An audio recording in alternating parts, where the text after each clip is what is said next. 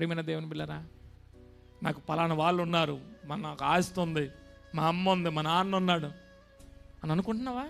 నా పిల్లలు ఏం పర్వాలేదు, 3 ఉద్యోగాలు వచ్చాయి, ఇంక వాళ్ళు చూసుకుంటారు అనుకుంటున్నావా?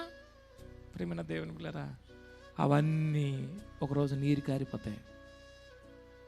అవి ఎలా ఉంటే సంతోషమే, వాటి మీద ఆధారపడకు, దేవుని మీద ఆధారపడు, దేవుని మీద ఆధారపడు.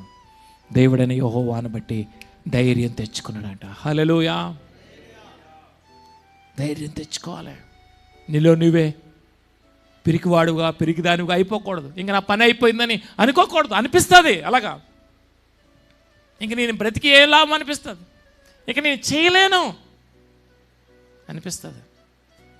కానీ ప్రభువుకు ప్రార్థన చేసుకో, ప్రభువా నా జీవితంతో నేను ఓడిపోయాను, నువ్వు నన్ను పట్టుకో.